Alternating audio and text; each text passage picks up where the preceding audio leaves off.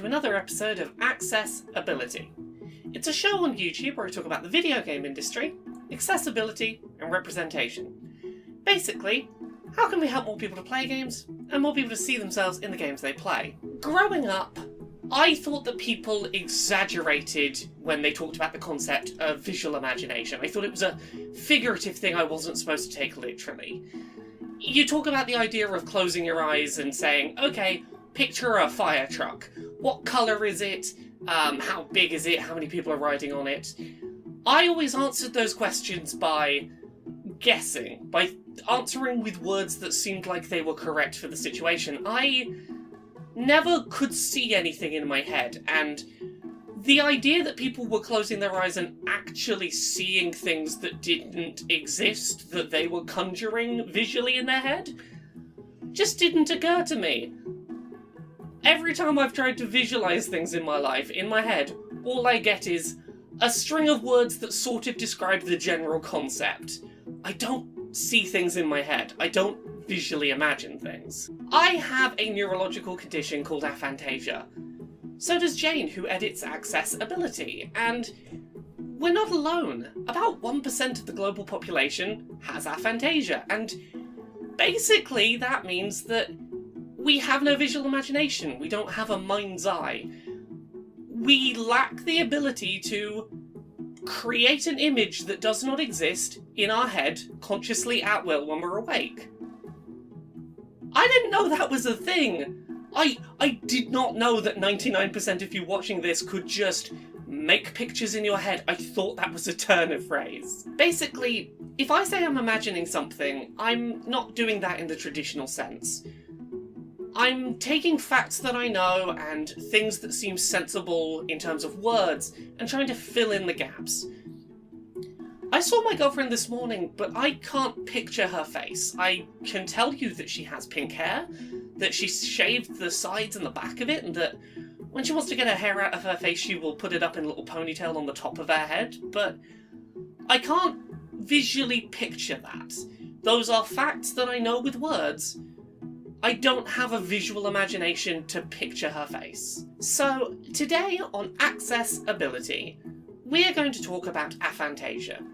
We're going to talk about some of the things that I find difficult when playing video games because of the condition, some of the things that game developers can do to make games more accessible to players with aphantasia, and we're going to talk about the fact that a lot of accessibility settings that would help people with aphantasia would be useful to the wider gaming community, or at the very least wouldn't be obviously accessibility features, which I find really interesting.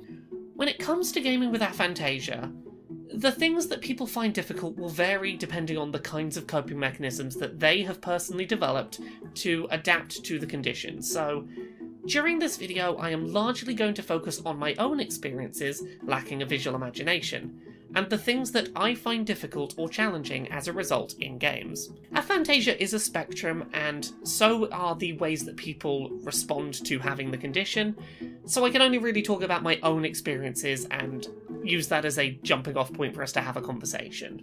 In video games with big sprawling maps containing lots of winding paths and roads, I often struggle to mentally picture a route from where I am to where I'm going. If I've made the journey a lot of times already, I can remember how to reflexively make that journey, but if it's a new route, I can't picture it ahead of time. I can recognise landmarks when I see them and know which turns I have to make, but if I've not made a journey before, I can't hold it visually in my head. If the video game I'm playing offers a map, I can reference that map to see the route to my destination, but often within a few seconds of closing the map, I'm back to being lost.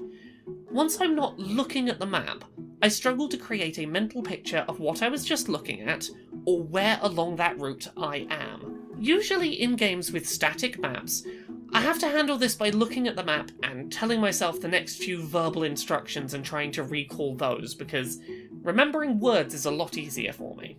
I can't visualise the route, but I can remember left, right, skip an intersection, turn right, as a set of instructions if needed. Video games with mini-maps, objective markers, and placeable map pins really help in this regard, as I can reference them every few seconds if needed to see where I need to head next, rather than needing to recall that visual imagination. A great example of an open world game that I found easy to navigate was Yakuza Like a Dragon, which allows players to pop down a marker on the map of where they'd like to go. The game then overlays a route onto the map, as well as a minimap on the main game screen. Players can then reference the minimap, be shown exactly the route they need to take to get there, without needing to try and guess at the route due to a lack of visual imagination. In games like Among Us, where a key part of the interrogation step is being able to describe your precise actions during gameplay to assert your innocence to other players, I typically need to play with a copy of the game map on another screen near me as I play. Having a visual reference point makes it much easier to remember where I went, and when, and describe it back, which I struggle to do without being able to visually imagine the map while it's closed. One of my favourite games of 2020 that I really struggled to play due to Aphantasia was Carrion. It's a game in which you play a giant meat tentacle monster trying to violently escape from a scientific facility. I loved the plot and the moment-to-moment gameplay. However, the game contained no kind of map at all, and only a very vague objective marker which could tell you the direction of your next objective, but only as the crow flies, not how to get there through the game's winding complex map. What made Carrion particularly difficult to play is that I wasn't ever going through an area enough times to build up a reflex for my journey, and the map was also non-linear. There were frequent teleportation spots that would jump the player around the facility. Even when I found out how a new area and an old one connected, and realised I'd gone from one to the other, I couldn't then build a mental picture of how the map as a whole now looked. Without seeing an overview of the whole picture, I couldn't imagine how things connected together. I understand that in Carrion, the idea was probably that a huge giant monster wouldn't carry around a map the way that a human might.